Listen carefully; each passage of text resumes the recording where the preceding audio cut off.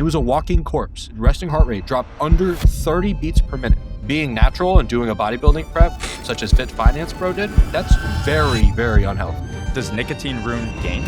Fit Finance Bro and Zan Carver are back, talking Wall Street, bodybuilding, and more. What's the number one thing college kids should know? The truth is, most people only want to hire people that they want to work with. And if they're sitting across from somebody who is mute and no personality and no flair to them, they're going to get pretty bored. I don't talk about it at all, but I think networking will go further than any technical skill you have. Can I ask you a personal question? You're natural, right? Hey everybody, before we start this podcast, I have a quick opportunity. Whoever comments a question and gets the most likes, that question I will ask next week's guest. But the catch is you have no idea who the guest is. So be wise, ask a creative question, and enjoy the episode. All right, so I've got a very serious way I want to start this podcast off. Oh God. So really, really, really serious. I think everybody wants to know, like, what's the love life situation with you two? I think we're both in committed relationships. Okay, so Yeah. you're I both mean, like, I haven't talked about it, but she doesn't like being put on. So But my girlfriend is basically right behind me as I'm doing this in every place I am at. So she's pretty well documented. She got a couple unfortunate spam DMs from crazy people. So I try to take her Instagram tag off and pull it off to the side if I ever tag her. Yep. Yeah. You know, you got to do a little protection for the girl. But dude, that's So go ahead. when I first started my account, I think I only had like 15,000 followers, like way back in 2024, like mid 2024. you started at 15,000? That's crazy. No, well, I gained a huge amount of followers in like 2 months, and then my growth Mhm. has like barely gone up from there just because I started working and then lost time. I'm sure you can Sure. relate to that, Anthony. Is as soon as you started working, all of a sudden it gets way harder to put out content. Bro, way harder. Way harder. Anyway, I posted my girl, and I can't even remember what I did, but basically literally the first comment on the video was, "What is she doing? Get that piece of meat in the kitchen." And I was like, "What the heck?" So ever since then, she's like, "I don't want to be on your page." I'm like, "Yeah, that's totally fine." dude, that's real. So like, it's the same thing with my mom, bro. I've told my mom before. I'm like, do not comment on my stuff. Like, don't. And Yeah, if she yeah, does, yeah. I'll delete her comment. But she Yeah. continuously keeps doing that. But it's the same thing. It's like, yo, like there are some weird people out there. I get a lot of weird DMs. I actually got this question the other day. It's like, yeah, like, do you get weird DMs? Yes. You want to know the weirdest DMs I get? It's from gay guys, and they say some whack Yes, shit sir. in the DMs. And I'll Yes, just sir. block them, bro. I'm like, Real we're question. not about to. Yeah. How many pairs of your sweaty socks have you boxed and shipped out? My sweaty socks. Oh my God. That's disclosed, bro. That's disclosed. How many DMs have you got about your sweaty socks? That's my question. At least 1,000. Have you And ever I'm been being conservative. have you have you ever been tempted to send? Or what's the price on this stuff? I've never priced my socks. However, I really did think about my Nike Air Maxes and like doubling the price and sending them. But like my conscience, I just couldn't do it. I couldn't do it. My question is there a price that would ever make it worth it? Like socks is like socks. Like how bad is that? Or a pair of shoes? Like, is that bad? Like how much would it take for you to actually send that? I'm gonna be honest. Everybody's got a price. But I would have to be offered that price for me to like take my pride away and say, all right, I got to send these, because I would just be thinking about that for months on end. Like, oh, this guy has my socks. I just don't want that in the back of my head, you know? Okay, so I offer you $2,000. I want a pair of Zan sweaty socks. Are you sending it to me? $2,000 is not enough to sell my socks. No, Holy shit. it's not. See, Zan's into his career. You and I, Anthony, I'm only a little over, not even a year and a half in. You and I are just starting out, so we're still poor. Give me the 2K. We'll send the sex. Anyway, okay, so back to this girl thing that I was asking about. And I brought this Uh, question up because I have a friend who's I'll just try to keep him anonymous. I have a friend that reached out to me the other day, and he's a busy guy, and he's doing a lot of things. Um, and he's like, "Yo, like, I just don't know what to do right now because my girl is like wants to spend a ton of time with me like all the time, but I've got so much other stuff that I'm always working towards." And it's like, is it worth the relationship or do I focus on myself? And so my question is like, you guys are both in finance positions. Zan, you're also building a business on top of content. Like everybody's trying to get your attention. You're packed. Fit Finance Bro, you're slammed as well with content doing IB. It's crazy stuff. So like, how do you guys set boundaries with that? Or if you were to advise my friend on what he should do, what do you think? clear communication. Like, I have to do this with my girlfriend all the time, and Amanda understands how busy I am, and frankly, I think the reason why she fell for me and the reason why we're in a relationship is because I have so much going on. I'm ambitious. I want things to work. I have a vision, right? And I speak that vision all of the time. There is never a day that goes by where I'm not talking about, like, my mindset, the clarity that I have, the things that I'm trying to achieve, my task list. I send her calendar invites for phone calls and things that I am doing during the week that she's not involved in, but just so that she's aware. I want her to know that she's a part of the Really? team. And I think a part of that is re-engineering the way you think about like your daily rhythm. You have people in your life, in your circle, whether they're a significant other or somebody that you are responsible for, a close friend.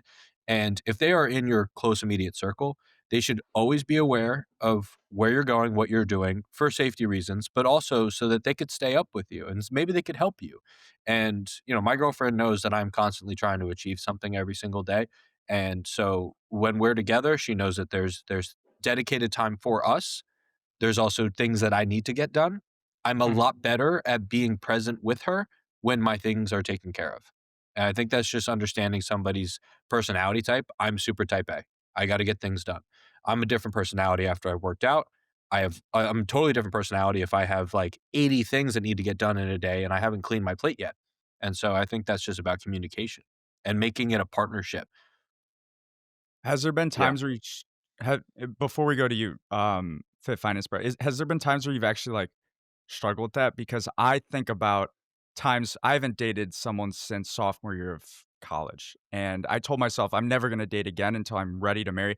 Not like New York City date, like Zan, we talked about that one time, not just, like, mess around. There's a difference. Maybe we could still mess around. I'm talking about date. I'm never gonna date someone until I'm really trying to get married because of the time commitment. But I also think back to times when I did have girlfriends, and my friend was saying this the other day because he was talking about his ex, and he's like, "Yo, like our Super Bowl sometimes like us, I think we're all very on the same mindset driven. It's career oriented, it's impact driven. Like we're trying to establish something for us and our future kids. Sometimes the Super Bowl for your girlfriend is just spending time with you. It's simply spending time with you. And then Right. that's where a lot of stuff can get screwed up with, "Oh, she's getting mad here, XYZ." Like, so have you dealt with that stuff before? Yeah. It's hard. You you are in a relationship with someone to hopefully get married. And if that's not the purpose of the relationship, get out of the relationship because it's a waste of everybody's time. But you have to it's a constant struggle. I'm constantly trying to over communicate and prepare and set expectations because that is my responsibility. And I think for people who are ambitious, ambitious people, they need to be aligned with somebody who understands that. They don't have to be that. Sometimes it would be way too much if you're both the same personality type. My True. vantage point is this: you need reps in relationships to know where you go wrong. Not necessarily, what they're going to do wrong, but how you react and handle the situations. Because if you're never in a relationship, you're never going to get those reps. You're never going to learn, and you're just waiting, waiting, waiting, waiting for the right person to come along. And I do think you should wait for the right person to come along to fully commit. But it's about being in a relationship and understanding like your own personality type, how you handle stress and how you're able to align with somebody. And there's flexibility you need to build in. I could be super, super rigid, never go out, never go hang out with my girlfriend's friends, never hang out with her, constantly say, okay, you fit in this 2 hour window this week. That's not fair to anybody. And that wouldn't work in any relationship unless they're your business partner. And at the end of the day, how many times is that really healthy? So I think it's a constant, not struggle, but a constant project where you're always trying to better develop the way you deliver news, you deliver information, and you set expectations. And then being able to be flexible, which I think if you don't have that balance in life, I don't care how hard you're working, it's not going to last long and it's not going to work very well. Well said. Yeah, I think that can be really hard to manage, especially early on in your career. Basically, as an analyst, I'm on call like 24/7, right? Mhm. So if something needs to get done, even though I've on my calendar, I've allocated this time to spend time with my significant other or partner. Um, if I get a Teams notification saying like, "Hey, we got to update," you know, we got to update the deck. This is what needs changing. If I get comments, it's like, well, sorry, babe. Like Mm. I got to go do this. So I can understand how I do think a lot of Zan's principles apply, um, but they can be hard to execute early on in your career, depending on your field. Right. Fit finance, bro. You're natural, right? 100%. And then Zan, when you do stuff for prep, you use tier. I don't really know like all the stuff, but you're not natural. No, no. I went on So TRT when I was 23 and I gave that one away. that's what it is. Okay, so it's TRT. But inside of the bodybuilding community, for people that like are on the outside and don't know, what is the consensus inside of it? Is there like animosity from natty to not natty, or what does that look like? Hmm. For the natties and not natty, I don't think so. I mean, most of the gym, most of the where I go, it's a heavily bodybuilding gym, right? It's kind of dungeony. Everyone's blasting gear. And I think it's awesome. I'm like, this is great. I love that I can be a part of this, and still managing, like my trajectory in life. It's something I am not there yet. Maybe if I had the time to get more serious in the community and commit more to bodybuilding, I would consider it. And I don't think there's animosity in the reverse either. Like, I don't think people on tests are like, oh, this guy should start taking tests so he can be better. Like, what does he think he's better than us? I don't think that exists. Um, yeah, I don't know if Zan wants to add to that. I don't think there's any animosity either way. I will say some of the OCB shows are ran so weird. It is some natural federations run their shows so weird, and I'm not going to say the NPC, which is the the quasi untested funnel into the pro league for untested bodybuilding. I'm not saying they do anything perfect. I would probably say the opposite, but I showed up to an OCB show once to watch a couple buddies, and they got up on stage, and some of the things the judges were telling them to do, I was like, "This isn't bodybuilding, or this isn't men's physique." Like what? Like, that's not that so, traditionally, in men's physique, you will do a front pose and a back pose, and you have a freestyle that lasts about 15 seconds, and that is your time to shine, and they were doing quarter turns. And now in bodybuilding, In men's you have physique? you exactly, Okay. exactly. Cool. So, just adding poses to this class, this division that doesn't have poses. You have a front pose, front relaxed, and you have a back relaxed. So they say, gentlemen face the curtain, gentlemen face forward. And that is it. That is all they should say. So you have this federation that's running this like weird derivative of posing for men's physique. I just found it weird, but not to go on to a tangent about how some shows are run, because everybody who's a promoter runs their show the way they want it ran, and that's fine as long as it's under the guidelines of the federation. I don't think there's any animosity either way. I think there's there's place for everybody everywhere, right? There's a reason why there's so many derivatives of fitness in general. It's why high rocks has become such a Yeah. huge popular sport, because not everybody wants to be marathon runners. Not everybody wants to do CrossFit. Not everybody wants to be a bodybuilder, but they want to be in shape and they want to be extremely useful, right? So High Rocks has become this very blended version of fitness that is exploding because people are really running towards this very balanced version of fitness. I know the guy who won the New York City High Rocks. He was number one. He had like a time of 57 minutes, and he's a quant trader at one of the biggest firms. So, Wait, talk about balance. is it Bryson? No, no, Bryson runs ultra marathons. Okay. That's a whole nother beast, another savage. Yeah, that guy's crazy in a good way. Yeah. Like, really crazy. Bryson's one of the guys in my Savage in a Suit community. He's a dear friend. He's a Morgan Stanley trader, and he's an absolute weapon. He runs ultra marathons. He did a 100 Yeah. miler. He went to Berlin, ran Jeez. the Berlin Marathon. He's doing the New York City Marathon in a month. Oh, and he lost 100 pounds after playing Division Yo, I football as a 340-pound D lineman. Now he's Oh my 230 gosh. pounds. He looks like a smart car running through New York City. yo, That's yo, crazy. so I met this guy. I met this guy what was it, 2 weeks ago or something when we met up, Zan. Something like Um, that. so like he's like, yo, like we're gonna meet my friend Bryson. So all right, whatever. We're walking in the middle of Manhattan, and he's like, yo, like this guy used to play football at Wisconsin, like he's a big guy. I'm like, all right, pull up, bro. Massive, massive guy. Massive. He's sitting on the side on a Zoom call with like 20 people in for the Savage's suit. But like usually when you got a massive guy like that big, like not a lot of like charisma, energy. This guy's just going left and right, bro. He's chopping it up with everyone. He doesn't stop talking, bro. Like he's a really good guy. But the whole thing is like the other day I saw him on a story, bro. He ripped 20 miles. 20 he Jeez. 20 miles at a 6:14 pace. Like, bro, that's unheard of. I can't even rip. It kills me to run a 6:14 pace for 2 miles. I don't even think I can do that. But he's ripping these absurd things. But the other thing about that, and this is like time management. So Zan, when I was going home on the boat with this guy, he's like, "Yeah, bro, like in the early days when I was working at like the Morgan Stanley stuff, like I get out of the office probably around midnight, 1 in the morning. Um, and then I'd get up at like 4 and like I'd have to do my stuff. I'd have to be at the office at like 6 in the morning. He's like, I do that, but I'm just really grateful. Like, and he's saying this with the stone cold face. He's like, I'm just grateful. I'm like, dude, like, how is that not like hell for you? Do you not get frustrated with work? He's like, oh, I'm just grateful. Like, I love it. And I was like, respect. I actually want to get him on Yeah. this podcast at one time, but he's a good guy. You have to. You have to.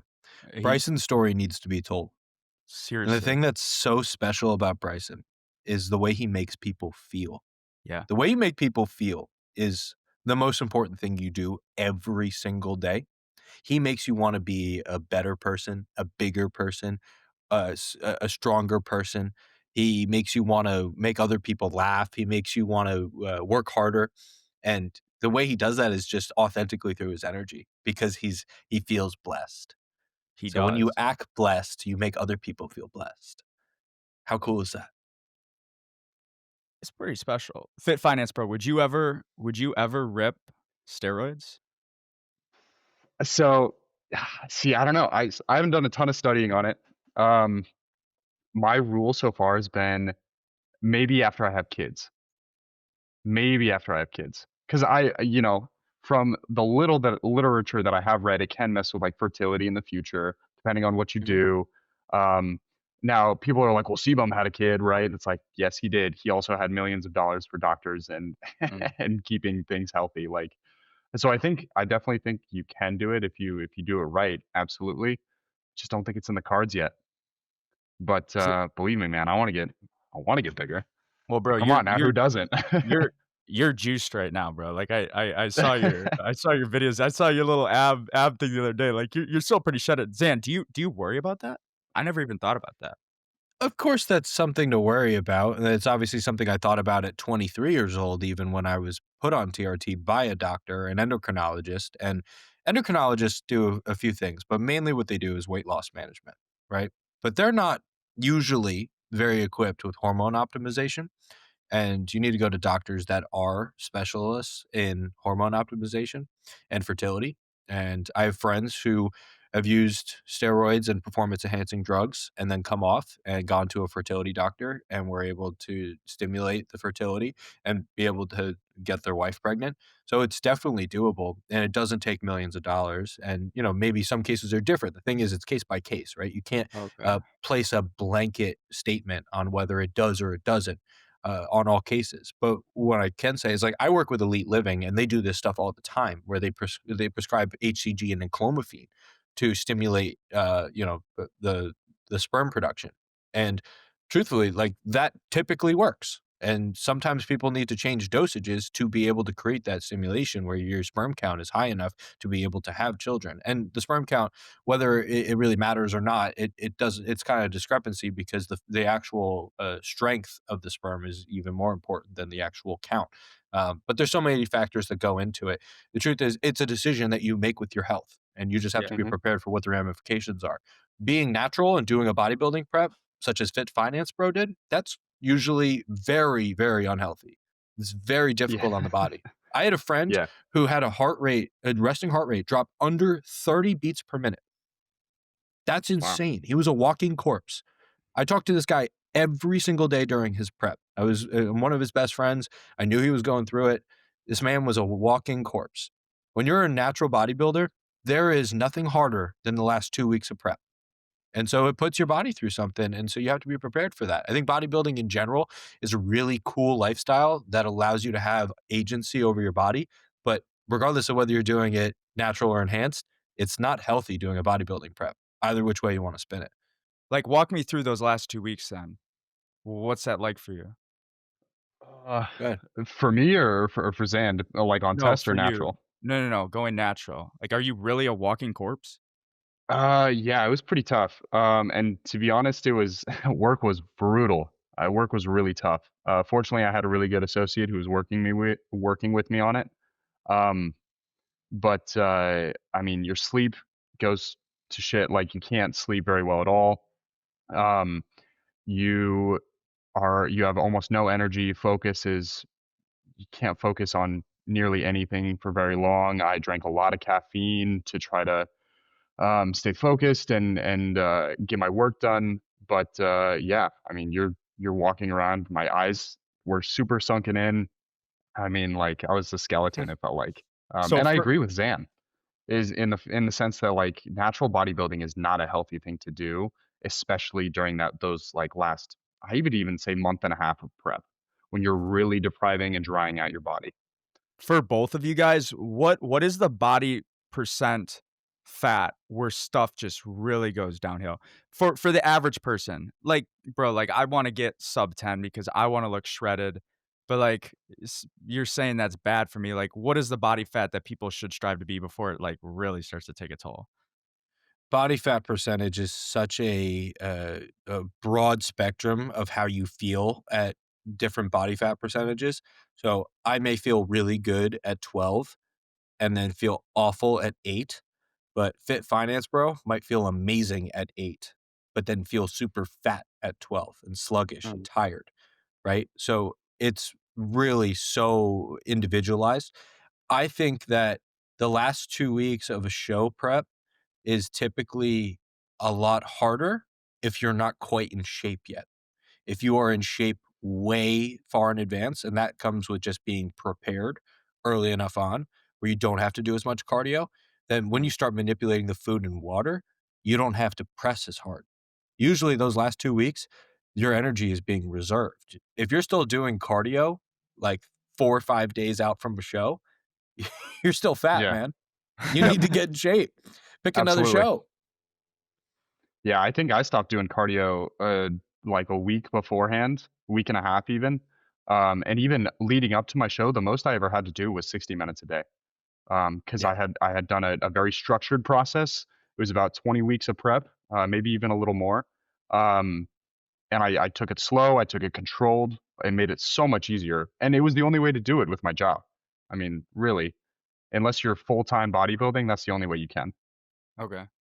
I wanna move to a deeper topic that, I thought about last night too. So, last night, what I did is this guy hit me up, used to be in nightlife, in New York, but right now he runs a concierge company. So essentially what that is he's working with millionaires. He's working Mhm. with billionaires, very well connected, knows every single person in New York. Like he got us I went to the Nets game last night and they have this exclusive club in the back. It's called the Crown Club. Yo, we didn't have tickets for the Crown Club, but he's like, "I'm gonna get us in there." Starts firing off texts, XYZ, works us into this club. So that's the type of guy we're dealing with. But last night he brought me out, and he took me to a dinner with some of his clients. Like the guys there, Patek, Rolex, very expensive one, other one. These guys are, I mean, just a lot of money is being spent. So very, very high up people. And something that I get sometimes is like imposter syndrome. It's like, why should I be at this table right now? Why would these guys ever respect me? Like, what's my self-worth tied to? And a lot of times I have to be like, no, bro, like you're doing stuff good. Like, remind yourself of your social media presence, remind yourself of the podcast. And so what I'm getting with this is I tie myself worth sometimes to what I'm doing externally. In your guys' situations, a lot of people want to go into finance or investment banking because it ties their self-worth to it. Man, I got Goldman. Man, I got McKinsey. I got whatever. They also tie their self-worth to the money. Yeah, hell yeah. I'm going in, I'm making over 6 figures per year. Do you guys ever tie your self-worth to the money you guys are making or just your position? Yeah, it can be tough because I flip back and forth. So I work at a boutique bank, right? I'm not in New York. I'm not at a Goldman Stanley or Goldman Stanley, dude. That guy's so funny. Anyway, I'm not at Morgan Stanley or Goldman Sachs. Um, and so part of me is like, no, I would never tie my self worth to like having prestige or money or whatever it may be. But sometimes, like when I get my bonus check and I get in a single check more than the median household income in the United States, that's insane. Like I look at that, I'm like, oh, clearly, I feel better than other people. And that's really hard to balance, especially because I'm 25, I'm young, I'm early on in my career. And so part of me then wants to tie my self-worth to money and those external things. And I really do have to take a step back and say, no, I have to remember who I am, truly what I value, because long term, the money is to support my future family. The Mm. money is to do good in the world. That's really what I want to do. The money is to inspire, to build a platform that allows me to help other people, right? Um, and that can be easily lost. So it's a constant balance. I I hate how much people chase specific firms, titles, and niches of finance or business in general based off of the preconceived notion that they will be better because they are there. That's not to say or discredit people for making it there because they work damn hard to get there, but it's that you neglect the fact that lifestyles are sacrificed for shiny objects rather than understanding that sometimes having autonomy in a different space is a lot more valuable. And I think everybody needs to understand that they're in their own boat and you're rowing as fast as you can. And whether you're in one river or the other is going to dictate the current. And so if you are having no fun in your river or your boat, you could always change that. But you can't look around and see everybody else in theirs and place, poor value on your own because you like how fast they're going. And I think, for myself, it was probably very hard for me, as I recollect when I was in college, realizing that I was disadvantaged coming from a non-target school to get into investment banking or private equity and some of these high flying, high finance jobs. And carving out my own situation was difficult. But what I realized is it's exactly where I was supposed to be Mm. because it allowed me to learn a different side of finance that I didn't realize I would be so inclined to be good at. And I think you have to do skill acquisition always and realize that you have skills. So, regardless of whether they've painted a fancy wash on your wrist or a really nice lifestyle or high income or net worth that you're super proud of, if you're acquiring skills, you should be proud of that. Like you sitting at that table with a bunch of Rolexes and Pateks. The truth is, most really wealthy guys are wearing Apple watches or garments. Mhm. Like, people who are That's really facts. wealthy Yeah. don't care about what's on their wrist or what shoes they're wearing or what shirt they're wearing. Most people wearing athleisure anyway because it's comfortable and it's fast and they don't have to think about it. And that's what their friends look like. I think a lot of people play the keeping up with the Joneses rather than just affordability, functionality, and Mm. trying to just be efficient and be deliberate about what they're doing. And, I think fancy things are really nice, right? But you don't have to have all of them. And you also can't place value on your life and what you're doing, right? Like, if you were not reinvesting in your business, but you're investing in fancy watches, like that's a decision. You're Yeah. reinvesting back into yourself and your business. That's a decision, I I right? think when we think about our obviously as content creators, we focus on personal brand, right? Like who are we as a personal brand? Folks who don't create content, I don't think really get to explore that. And so they say, I'm a nobody. I'm going to tie my personal brand to one that's already established. I'm Mm. going to tie, let's say, Anthony Gross to X firm. And once I'm associated with that, that'll increase my own personal brand instead of, and I think that's okay. That's a way to do it. And that's fine. Everybody has their own path, like Zan was saying. But I think building something on your own, building your own brand name is much harder, but it's much more rewarding. And it's when people go to these large firms, it's because they don't know exactly who they are yet. They're going to the Goldman Sachs to say, okay, I'm gonna have Goldman Sachs on my resume, and it'll give me options in the future, right? And that's a really strategic way of doing it because they're maybe not ready to start that personal branding yet. Zan, can I ask you a personal question? Always. Okay. So on my vision board in my room, I have a Rolex on that vision board. And I want that freaking Rolex really, really bad. And for some reason, like it's something I've always wanted. Yeah, bro. So like get me the Rolex. On the other side of it, like you rock a Rolex. You know you're doing something right. It's gonna open doors, but you also tie like your self-worth to it. I'm like, man, I'm the kind of guy that can afford and wear a Rolex. Like that's gonna artificially boost my confidence. Some days where I'm sitting in this bed, like, why would anybody ever listen to my podcast? Why would anybody ever try to follow me on social media? Why would anybody want to ever collab with me? No, guess what? I've got a Rolex in my wrist. That's gonna boost self-esteem. Zan, you just got a fantastic car. Fantastic, by the way, bro.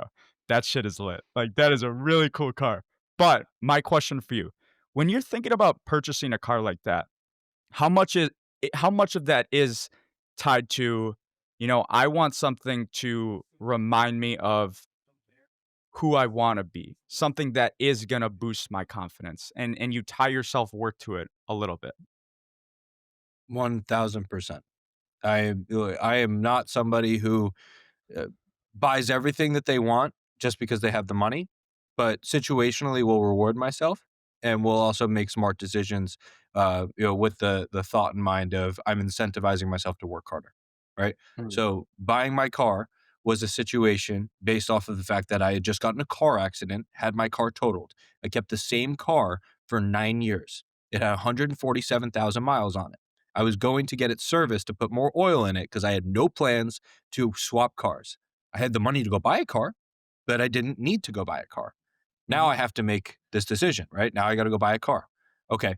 Since I was in high school, I loved the BMW X6. I loved it. I love the way it looks. I love the coupe back. I prefer it over the X5. I just think it's a sexy, sleek car. And obviously, if you get the M competition, you can move fast. And that thing sounds nice, right? So there are things that emotionally you attach to, right? And I emotionally attached to this vehicle. And when I had the accident, I reached out to a buddy of mine who lives in my building, who's a broker of cars. So agnostic of what the make and model is, he will source cars. And he said, "What are we getting?" And I said, I would love to get a BMW X6. And he was able to source it for me within 30 days. And part of the thought process of getting that vehicle was that it qualifies for Section 179, which you can use as a tax deduction. So Mm. if it's over 6,000 pounds, I was able to use it against my taxes. And so this was something that I said, okay, I can go spend $50,000 on a car that I don't really want and I now need, but didn't need prior.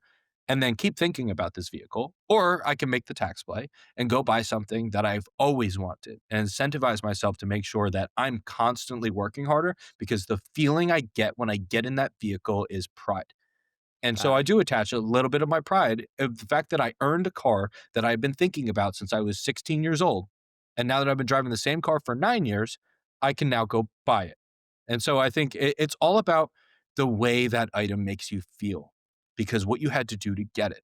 Nobody feels good about purchasing something on a shit ton of debt without having done the work for it and not being patient.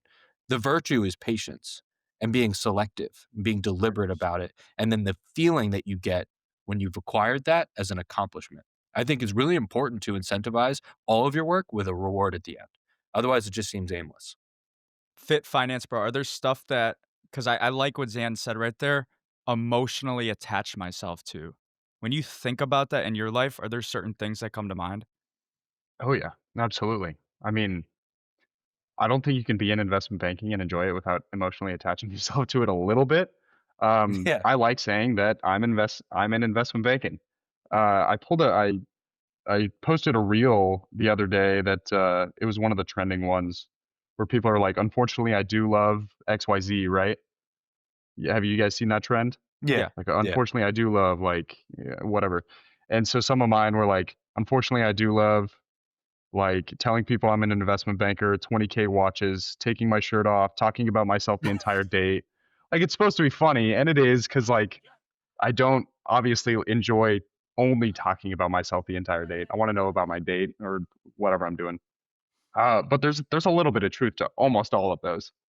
Um, and there is a sense of pride when I say, uh, yes, I work in investment banking, and people say, oh, investment banking. Wow. They don't Yeah. even care what firm. They just say investment banking. I- They don't even know what it is, but it sounds cool, right? I mean, same thing happens with my girl is when she says, "Oh yeah, he works in investment banking." Everyone automatically thinks, "Oh, okay, so you're like a stay-at-home wife, or you're a stay-at-home girlfriend, or you're a stay-at-home whatever." It's like, yeah, kinda, right? Yeah. Um, so there's that emotional attachment to that. I think the part where it can go too far is when it becomes maybe too much of your personality. Um, when it starts to become a little bit toxic, right? When you start to base so much of your attachment off of, whether it's a watch, a car, a job, money, etc., that it begins to make you think that you're better than other people because Uh, you have it or because you do it. That's kind of where I try to draw the line is I have to remember that I'm not better than anyone because I work in banking. It's simply my path. do you guys I'm proud of it, but it's not making me better. do you guys deal with those types of people a lot? Oh yeah. Really? Oh yeah. Are I you mean, kidding? I think it's super common in banking to deal with those types of people. I I think the truth is it's a personality type, and people will find a way to drive their ego through whatever they do. Right. So I think, That's fair. hey, Fit Finance Bro having humility about being in investment banking, being aware enough of the fact that he talks enough about it that it may become something in his character that he doesn't like, to step back and say, I am more well rounded than just being an investment banker, is the humility of him. I think I try to practice that every single day, trying to make the conversation about somebody else rather than talking about my finance job, my community online, my Instagram, Gymshark, right? Like I could be, basically be a walking advertisement for myself, talking about all the things that I love and I'm all proud of. But what is that worth if I'm not humble enough to say none of this means shit, and everybody else would look at me differently if it's all I was talking about and who I was Yeah. being. And I think you have to self adjust yourself all the time. You have to be self aware. And I think a lot of people are just not self-aware. On the topic of that, Zan, before you came on this, me and Fit Finance were talking, and I know this one kid who works in finance at a bank. And he's like, bro, like I can't let my coworkers know that I'm thriving. I can't let my coworkers know that I have time to go and work out and my bench press is boosting up and I'm doing good. Because Mm. if they know that, they're gonna screw me over. They're gonna try to rail me with more work, and I'm like, that's the type of culture in this industry and at this firm? Like, that sounds horrible. I think I've obviously faced some resistance through my career as I've pursued social media as a conduit to what I'm doing in my 9 to 5. And I find it to be an awesome personal brand build. I find it to be self expression. And, me being in the gym and loving bodybuilding, all of these things, a lot of people will resonate with it and some people will detest it, right? Because they won't like that you're well-rounded. They won't like that you're taking care of yourself, and they won't like that you have time or the patience to deposit in all these other things and still excel in your career. And Mm. I feel very blessed that I found this very symbiotic, harmonious situation in my life where all of the things are being watered and continuing to grow. But not everybody's going to love seeing that because most people don't run their own race. They're constantly pocket watching. So I think, people will certainly try to deter your growth. And I always say the best addition to your life is the subtraction of toxic people. And, sometimes you can't control who's in your circle because of who you work with, who's just placed into your life and they're a constant. And you have to find a way to limit your exposure to them. Sometimes that's about being a little bit more coy about your situation, not always being so open with the people you can't trust. Straight out of the 48 Laws of Power, by the way. That's like law whatever. It's Hmm. infection. Avoid Yep. the unhappy, the unlucky, and whatever the other one is, because that's true. Um, but yeah. Okay, so there was one point that I want to bring up. What was it? What was it? I don't know. But anyway, what's the number one thing that Fit Finance, bro? What's the number one thing that people should know? We're talking about college audience right now. College audience. Got it. What's the number one thing college kids should know before trying to get a job in investment banking? Got it. The number one, I think networking will go further than any technical skill you have. Now, which is odd, but I testify this firsthand because I think I was a personality hire, not gonna lie. I've since caught up. I'm not gonna lie. I think I've since caught up technically. Like I haven't gotten fired yet, right? No, I'm just kidding. But Tomorrow's uh, Monday, isn't it? yeah, right. But if you can network and you can network well and you can tell your story well, like you said, like before this podcast, we wanted to story tell. If you can tell your story well to people in the industry and get them to like you, and I'm not saying sell them to like you. I mean, it's sales, but if you can effectively communicate what makes you unique and who you are, I think that will carry you further than a school name and or your GPA or technical skills. Mm. That being said, there are still base requisites like GPA, like typically a 3.5 is like the very low end, and a school name is pretty important. However, if you don't have that school name, but you manage to connect with someone at Morgan Stanley, all of a sudden, if you get into the interview process, that school name doesn't matter anymore. Mm. All you need is that first interview, and that comes through being personable. 100%. Yeah. Yeah. I think if you don't go to a target school, you're at a non-target school, you got to be a bit unique. You have to be very clear on who you are. You have to be able to be eloquent in explaining who you are. The storytelling is extremely important. But that also means you have to come to the table with the story. So you can't just be a student and mindlessly go through 4 years and then say, "Hi, I'm here for a job." Right? You have to be doing something during college that makes you different, makes you well-rounded, makes you unique. If you keep doing all the same clubs and sports and things that all of your friends are doing, well, guess what? You're not going to have much different than them. So don't expect to jump out of the non-target pool and end up in a situation where you have the dream job of that you were not supposed to have. And I think a lot of it is certainly storytelling, but it's also about backing it through social proof. You are able to go and Yeah. do it prior to sitting there. And yeah, I'm probably a personality hire too at Finance Bro. I was probably the guy that they were like, I want to hang out with this guy for 10 hours, 12 hours a day, and then maybe go have a Hey, beer, right? hey, I want to rip a tequila espresso martini with this guy. Reposado only, obviously. But the Yes. truth is, most people only want to hire people that they want to work with. right? And Absolutely. if they're sitting across from somebody who is mute and no personality and no flair to them, they're going to get pretty bored. They're not even going to remember you. You're one of 15 interviews today. How are you going to stand out? And I think the truth is you have to figure that out for yourself. Everybody's a little bit different, but surround yourself with winners and try to do a little osmosis and take in all of their high qualities, get well-rounded, and you go to an interview, you're probably going to kill it. But getting the interview has a lot to do with your approach too, right? Cold email and cold LinkedIn connections is not going to work. You have to find a way to make it warm. That actually, so when you said like sell yourself through storytelling, it brings me back to my hiring process for this firm right now. It was like the last interview, and one of the questions they asked is along the lines of like, why should we hire you? I'm like, why should you hire me? Okay, no problem. Social proof, Zan, what you said is the best thing. It reminds me of Aaron Rodgers when he goes, just watch me. Just watch me. And so how I'd answer that question is like, just look at my resume. If we start going back to freshman before college internship, boom. Started business freshman year, boom. Then I got another internship, crushed it. Was asked to continue during the school year when nobody else was, crushed it, boom. Started another business, boom. Now do social media, boom, boom, boom, boom. It's all freaking social proof left and right. But on the other hand of that, when you talk about personality hires, some because Fit Finance, bro, I know that you do interviews. Zan, I know that I don't know if you do interviews, but I know you also have a business and you hire people.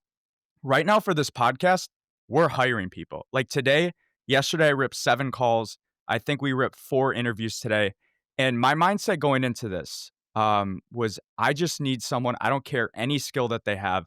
I just need someone that's going to be a good culture fit, someone that's going to be so invested in a vision and want to just grow this as much as I do. I want someone to have a founder's mentality. But then we go through the interview process and I'm like, man, I really like this guy. Definitely bought in. I really like this guy. Good personality, would get along. But then there's this other person who's very good personality, maybe a little bit not as charismatic or outgoing as these other people, but the intelligence was there. The strategy was there. The in-depth good conversations were there. And I'm like, I don't know. I don't think personality outweighs. If you really break down percentages, personality is important. I personally don't think it outweighs like good, intelligent conversations if you also have a personality, but you can have lower of a personality. Curious to hear what you guys have to say for that. I think it's important not to confuse personality with being loud. I think a lot of people, when I say personality hire, I don't necessarily mean the guy who's extremely like traditionally charismatic, right? Charisma is important, but the way it manifests and who your audience is also very important. So it's potentially that that person recognized what they bring to the table is not being loud and super driven and oh my gosh, I'm going to do all the work and whatever else. It's more like, hey, I'm very sure of myself. I'm a little more stoic. I'm calm and collected, and I know exactly what I can do for you. And Mm, here it is. mm. And you can definitely see, depending on the role and what you're interviewing for, you can definitely see the difference between those two personalities, let's say. I'm going to answer this question and be very coy as to not allude to who I'm talking about. Because if they see it, they're going to know. But I think the better way to frame it is it's not a personality hire as much as it's a presence hire. It's the poise of the person, right? And I think it's just what you said, Fit Finance, bro. It's how they explain who they are, what they can do, and how you feel about them, right? And it goes right back to what I said earlier, how they made you feel. And they don't have to be the loudest person. They don't have to be funny. We have multiple personalities on my team, all different, but they work in combination, right? And I think that's a lot of what you're thinking about is how is my team today and what is missing and who fits the best? And the truth is, it's really hard to make that decision. So uh, I don't think you could solely rest a hire on personality as much as you do need to think about skill sets and where your team is at and where you want it to go and what pieces are missing. But I think you can certainly weigh a lot more on personality than what meets on a piece of paper because somebody might have a significantly better skill set than you that you need to add to your team. But if they're not going to align with the vision, if they don't have the dynamic with the team, it won't work regardless of how good they are at what their job is. Their job Good, almost doesn't matter at that point. They are now disrupting the flow. good point. How much do you guys get in the interview process? God, I got this so much this weekend, and it's like I want to blast this message out to make sure people like don't do this. How much do you guys get in the interview process? Like, man, like I'm just a really hard worker and I can learn. I'm just a really hard worker and I can learn. Bro, shut up. Everybody says that. Everybody's a hard worker and they can learn, bro. Give me something tangible. I'm like, holy cow, everybody says this. Yep. Yeah. Everybody says I'm a hard worker. And I'm like, what does that mean? Right? Like, I think you have to be able to again, back to storytelling. You have to be able to tell a story in which you explained where you were an effort person, where you were able to will through something, whether you had resilience or not. And telling somebody that I'm a hard worker is not going to move the needle. It's not going to make me motivated to hire you. Tell me about the things that didn't go right and how you worked through it. Hmm. You build more social proof through things that went wrong and proving that you were able to problem solve for it than just saying, oh, I'm going to give a lot of effort. The hardest worker in the room is usually not the smartest person in the room, but they usually have a lot of evidence that they were working really hard. Yeah. Yeah, I hate when I interview kids for investment banking because I'm like the first round, right? So I do like 50%, 70% technical, 20% behavior, or 30% behavioral, like personality, right? Mhm. So the first interview is definitely still more technical. And to go back to my earlier point about like personality hire, having a personality, that gets you in. Mm. Like that's how you get the first interview. You asked what's the number one most important thing, right, to teach or to tell college kids. It's like you have to be personable, coming from a non-target to get the interview. Once you're in the interview, you got to know your stuff. If you don't, Yeah. I don't care how good you are. If I ask you, certain accounting questions, certain valuation questions, um, and you say I don't know, or you're even worse, like wrong, like, I don't care how much I like you. I don't care how much we vibed over college sports, or I don't care how much we vibed over your drive. Sorry, bud. Like, I can't hire you. Yeah. Um, and it's my responsibility as someone who's hiring to not get burned. Because if I pass this kid on, and Oh, like if I'm really like, hey, like, oh yeah, this guy's great. Like he missed a couple here, but I'd really vouch for him.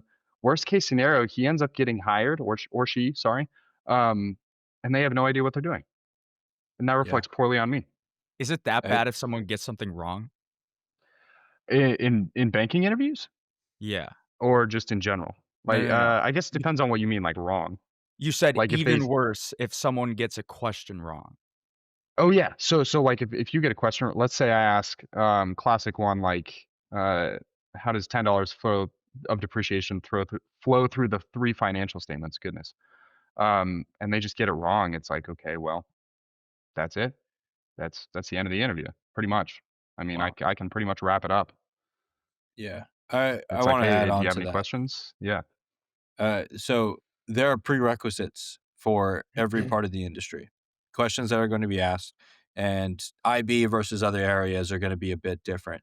But if you didn't show up with the technical skills nailed, but you got the job interview because of personality or a warm way in, it doesn't matter. Full stop. There's a guy in the Savage Industry community who's a mentor who has been in the industry for almost 20 years now. He started in banking. He was Citizens Bank of America, went private equity, got installed at a company as a CFO at 27. Now he's jumped from multiple companies through 4 different industries as a CFO.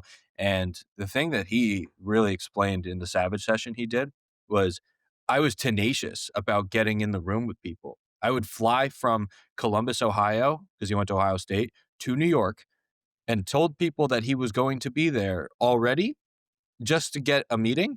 And they would say, yeah, I'll meet with you for a half hour. And then he would book his flight and fly in specifically for that meeting and get out. Really? Now, he didn't fly in unprepared. He had all of his technicals nailed, but he had to be a bit different about how he got that meeting, got that interview.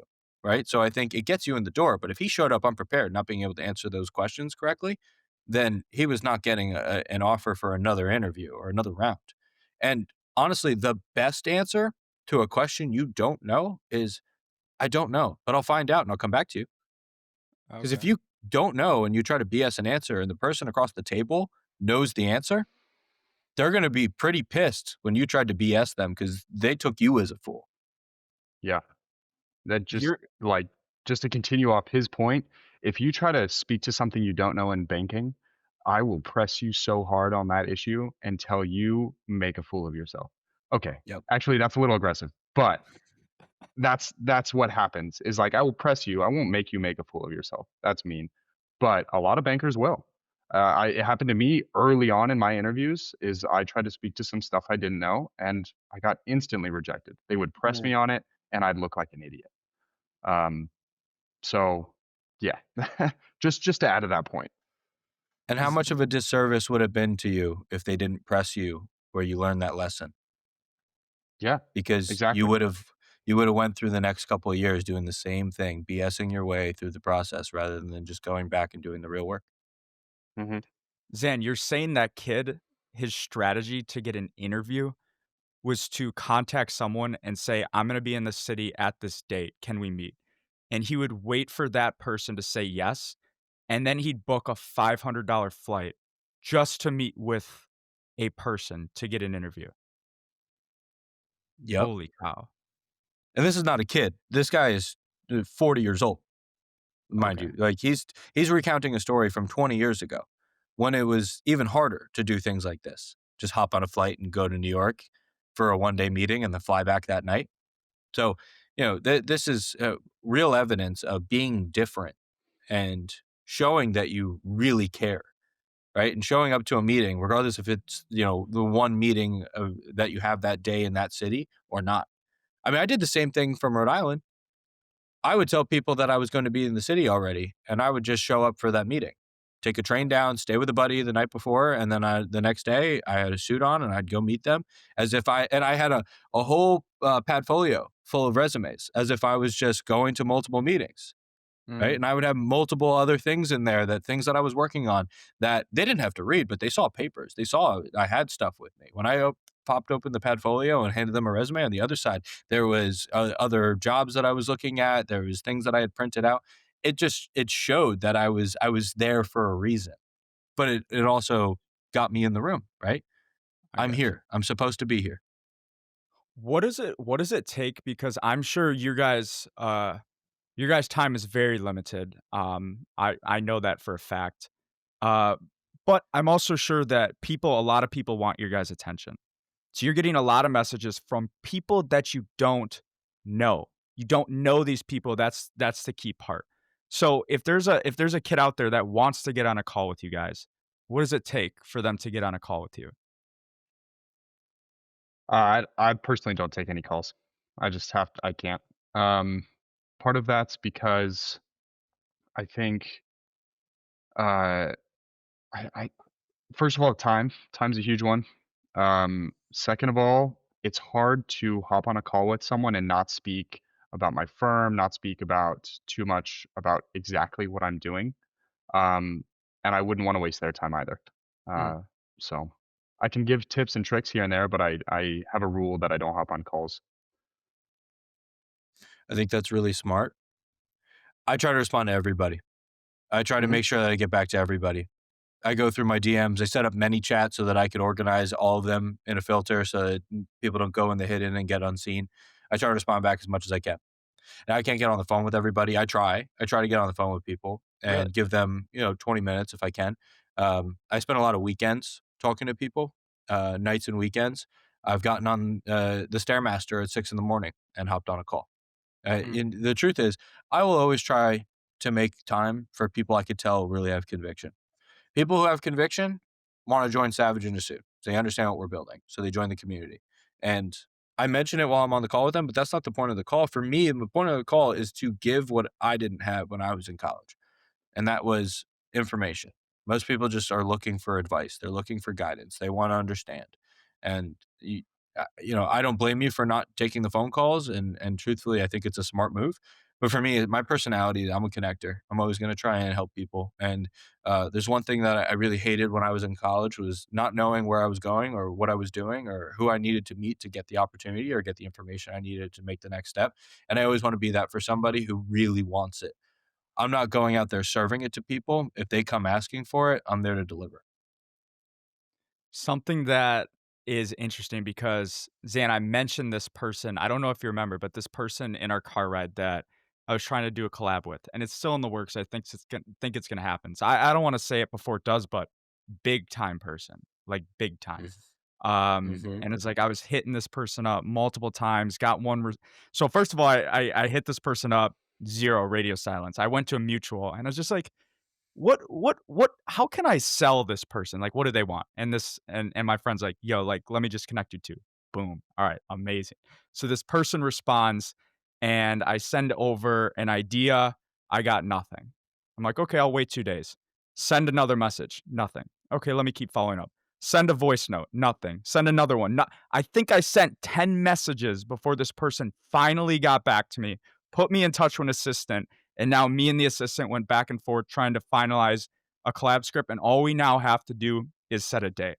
And so, what's the underlying principle of that? Bro, if you DM me or you DM a big time person and they don't respond, like, just keep following up. Like, seriously, just keep following up until they tell you no. I think that's my greatest advice. And Zan, when I was in the car with you, that's what you're saying. Or maybe it was Bryson. It's like, yo, like sometimes because my time is very limited, I won't respond until people hit me up like 3 times. And then I know they're committed and they really want it. Because that's the biggest thing. It's like you wouldn't want to waste someone's time and you don't want to get your time wasted. But the more you actually keep following up, and my friend would always talk about this, then people know you're legit. And that's when people will give their time to you. I think that's the best like networking advice. One of the best pieces that I have. Yeah. Persistence, right? If you want to accomplish something and there's somebody in between you and that accomplishment, whether that's the individual that you're trying to meet or somebody that connects you to that individual or that opportunity, if you're not persistent, nobody's just giving it to you. Everybody's asking. This is a hot commodity. The truth is, people just don't have enough time. And you have to make yourself a priority by being persistent. If you're not a high priority on their list, and guess what? They weren't waiting for your message, then you're just not going to be until you make yourself one. Do you want to also know something curious? And I want to hear your takes on this. I think Mhm. people have to start looking at the human being as like an animal, a straight animal. And what's going on here? Why? I'm I'm leaning in. Why are I'm you I want to curious. I want to know what you're talking about. like an animal? So, for example, when I was at dinner last night, I was talking to this guy that I mentioned that brought me to dinner. And I'm like, yo, I can't stand in the content industry. Everything a lot of the times is just transactional. Like, of course, it's going to be transactional, but there needs to be some element of like, yo, I actually want to build a relationship, but sometimes it's just transactional. And the guy goes, everything is transactional. You need to just bring that mindset into everything so you don't get burned or anything like that. But for reaching out and networking and trying to get people's attention, I think you have to understand that people are so everybody is very selfishly motivated. So like if you're going to reach out in a DM or an email to get someone's time, I really think you should only speak in terms of the other person's interest. Only. Everything needs to be known as an opportunity for them. How is this going to make them money? How is it going to give them relationships? How is it going to benefit this? Do not think about yourself at all. Every bit of that message has to be geared towards them. I also think that if you do that right, I think that can get you on some phone calls. I agree with you wholeheartedly. I don't agree with him that everything should be transactional, and that's how you protect yourself from getting burned. And Anthony, look, like we just had a private conversation a few days ago about things not working out, and obviously it sucks, right? And you Yeah. try to link and connect and make things happen; they don't always happen, and you have to disassociate yourself from somebody else's agenda and yours, right? Because they might not be aligned, and they're usually not. But the truth is, most people want to know what they're getting out of something, and so if you come to them with an offer rather than an ask, you're typically going to get a better response. Mm. Like, bar none, the end point, full stop. If you are bringing value to them rather than asking for their time or their value back first, then you're going to get a better response. I also think we we have to remember that not everything, I think a lot of things are transactional. And even in those things that we don't typically think as of transactional, um, they are. So what I mean by this is, let's say I want to help a student out from the university I went to. He reaches out to me and they say, "Hey, I really want to network with you. Basically, want to figure out what your story is. I want to know how you got into the industry, etc." I love helping out kids from my school, Mm. and that's the transaction. He doesn't necessarily they don't necessarily give me anything but a good feeling. And we have to remember that sometimes that is the transaction. I do agree also with Zan though that we can it helps to come with an offer. It helps to provide that value, and it's not enough to just bank on hopefully you make someone feel good about their day. Yeah. But it is there. And Yeah. now, because people helped me get into the industry, I want to help other kids too. All right. Moving on from the dark side of human nature, Zan, I know you got a little deal going with a company named Ultra Fit Finance, bro. I know they sent you stuff too. Like I saw it. Zan's about to whip this stuff out right now. I want to see a little pop in and throw it. I want to see a pop and throw it. But anyway, so Do you? yeah, let's go. Let's go. All right, electric. So Now I I got know 2 in. we're double fisted. So I know they sent you stuff too. But Zan, you had a reel that popped off with this. And it was talking about like nicotine, Fit Finance, bro. I don't know if you do nicotine and stuff too, but does nicotine ruin gains? So, nicotine doesn't ruin gains, but if the main point of bodybuilding and getting a pump is to have the most maximal pump possible, is nicotine the most optimal ingredient to be ingesting prior to that lift? No. The truth is, vasoconstriction occurs, and you can't just ignore that. And most people abuse nicotine, and then they just ignore the fact that it has any ramifications on their blood flow.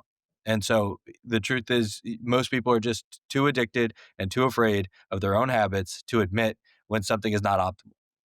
Mm, Yeah, I don't do any of that stuff, man, to be good honest. for you. So on the front of Ultra Pouches, right? They sent me stuff and I like their stuff. It just wasn't me because I've never done Zyn. I've never been into the only thing I take is like pre-workout, right? I've been a very like I don't drink alcohol. I don't do any of that. You don't drink? Um, no, I don't drink at all. Have you ever Dude, drank? that's it. Yeah, I've drank before, but I don't anymore. Oh, good Haven't for for a you. long time. It's one of those things that it just I don't know. It just didn't really fit with my image. I felt like I like the company. The guy who's leading it. What's his name? Like Nick, right? Nick's Isn't one that of the the guy guys, who's yeah. leading it, Zan? Yeah, yeah, yeah. He's a cool guy. Um, it just didn't really fit with my image and what I wanted to put out. Um, but when it comes to like nicotine itself, I was just never drawn to it. Well, And do I think it kills gains? It's an appetite suppressant, isn't it? Yeah, it is. Um, So I mean, nicotine, that's not yeah. great, but I guess so is caffeine, but whatever. There's a lot of appetite suppressants, and you can argue whether that's negative or positive for your physique because maybe you're a glutton and you need to be stopped. And I'm usually that, as I love food. So the owner is actually Eric, and I really vibe Oh, with him. Eric. Oh, yeah, that's right. We had our first call at like 11:30 at night, and I know this guy is hell bent on this business. And when he told me what the product was, I said, "Yeah, sure, send it to me. It's fine." Um, and he sends it to me, and I'm like, "This actually tastes good." And I've been Mhm. sent a lot of products that I was like, I would never use this again. I bought a lot of the non-nicotine pouches on TikTok Shop, and they tasted awful. And this actually tastes good. So you can't argue with a product that tastes good, satisfies oral satisfaction, and promotes your own performance, right? So you can't argue against the ingredient line either. Alpha GPC, L-theanine, ginseng root, and Infinity PX, which is a downstream metabolite of caffeine. So I think all of those things compounded and a good flavor, like he's just got a better product than most other things on the market. And you might not be somebody who uses it, fit finance, bro, but I know guys who in fitness and finance are all packing a lip of Oh yeah. some type. So Oh yeah. Absolutely. Yo, why not make it healthy and optimal? I just filmed an ad for by the time we release this, like the ad will be out, but it's for Kava, right? So you guys know what Kava is. And Yeah. so we filmed an ad. Like this isn't even going to my account. Like they professionally filmed this stuff and they wanted me to be the finance bro. Like they actually thought I worked in finance, which I don't, but I get there and they're trying to Sorry, I didn't make mean it to like laugh at that. My bad. so call me stupid. They're trying to make No, it no, no, so no, like no. they're trying to make it very like stereotypical finance. So like they had me make a gesture like I was packing a lip or like some dumb shit like that. But yeah, everybody does it. Anyway, we're going down rabbit hole. All right, so we're almost wrapping up this podcast. One question I want to ask you guys. So we do something on the channel where if you comment on our YouTube video and you get the most likes, we'll ask that question to our guests. So question I have for you guys is if you died tomorrow, what would you want to be remembered for? Helping people live life to the fullest. Meaning, Because I think for me, a lot of the reason why I post what I post and I do what I do is because I'm living my life to the fullest. But the way that I display my life is to stimulate some type of optimism and that they could do it too. Because I'm an average guy. I am as average as it gets. Arguably 5'10" with the hair, just like as average as it gets. But I live life to the fullest and I'm seemingly doing well at majority of what I'm doing. And I'm constantly being hard on myself. And I think everybody's really hard on themselves. I think most people are very critical of themselves. I am too. But I want to help people to know that they can do all the things that they pursue or want to pursue because there is no limit. I want people to live a limitless lifestyle the same way that I feel that I am. well said. First, and you can edit this out later if you want. How tall are you guys? I've never seen you in person, so I have no idea. Don't do that to me, bro. Yo, He can Zan. edit it out. He'll cut it. He'll cut it. I Zan, just want to know. I Zan, got height in it. cut the 5'10" bullshit, bro. I'm just telling you what's on my driver's license, bro. You want me to pull it out and cover over the CD number? I will. I height it in at the bodybuilding show at 5'9". Okay. Okay. I'm not a 5'10" guy. I'm not a 5'9" guy. I'm a 5'7" guy. 5'7" with shoes. Dang, so. okay. National Well, average, baby. When I get to New York, I'm gonna feel like a giant because I'm like 6'3". So Yeah, we're gonna be cooked, bro. my bad. I do want to answer your question though. Anthony, I know you're a little bit religious, right? You're Catholic. Yep. Zan, I'm not sure if you're religious. I'm religious. I don't talk about it at all because it's not what the page is for. But it does play into your question. And if I had to be remembered for one thing, I'd want it to be, and maybe you'll end up cutting this out because I don't know how relevant it is, but I'd want to be remembered as someone who's like Christ-like, right? Which is not what you'd expect from a finance bro. So it's kind of vulnerable. But I'd want to be remembered as someone who's been Christ-like and someone who's been able to improve the lives of those around them. Whether that's helping with careers or just being a positive influence, that's what it comes down to for me. Specifically with those closest around me, my coworkers even. I want to be the smiley, happy guy at the office, right? My girl, my family, all that. Is do they remember me as a Christ-like individual? Did I help them? How did I help them? And do they want to be better because of me? Can I offer a suggestion? Yeah. I think you should incorporate that in your content. Like, I don't think it's sometimes tough for us to realize because it's like it's just like, yo, like we're literally like everybody else. All we did is like we spent our time doing social media and like that's the skill that we built. We're no different than anyone else. But with that comes like for some weird reason, people think like social media is like a cool thing and you're like exclusive or whatever it is. But like there are people that really look up to you, like both of you guys, like a ton. I'm one of those people.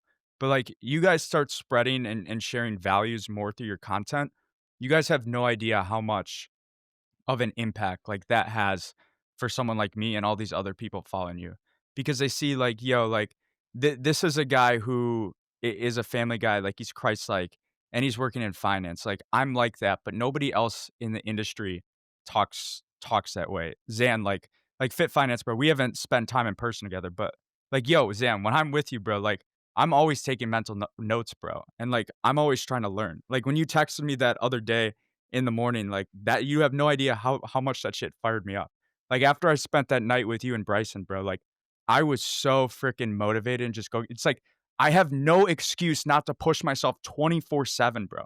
Like these guys are 10 times more busy than me.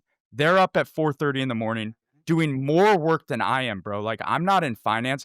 I'm not running a legit business on top of social media and all this stuff. Like I have no freaking excuses. And I'll wake up some mornings and feel sorry for myself or feel like I'm so busy, bro.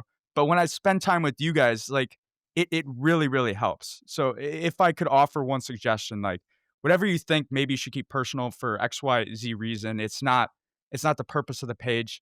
Don't underestimate the type of value that really has for younger kids out there, because I mean, like we definitely look up to you guys. So Yeah, Yeah. that's powerful, man. I appreciate that. yeah. No, it's something I'm confident in. It's something that I've practiced for a long time, um, or tried to practice anyway.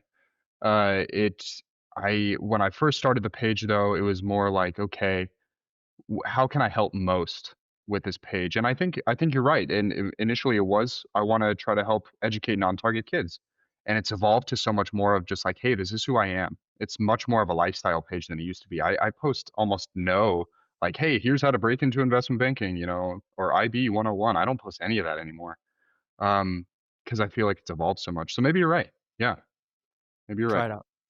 But Yeah. I would anyway, love to see I that. know I know Zan's got a massage to get to, so we'll wrap this up. But seriously, like this was my favorite podcast I've ever done. Like both you guys are studs, and this is gonna create a lot of value for people's lives. So appreciate you guys coming on. I am a huge dreamer, and because of that, the Gross Potential team set two very big goals to hit by December 31st, 2025. Number one is to hit 5,000 subscribers on YouTube, and number two is to drop the number of people who watch our show but don't subscribe to us down from 92% to 80%. So the only favor I will ever ask is that if you get value from the show, or get entertainment, or a new fire lit up inside of you, please, please, please hit that subscribe button, because it supports us in the best way possible. But with that being said, I hope you enjoyed today's episode.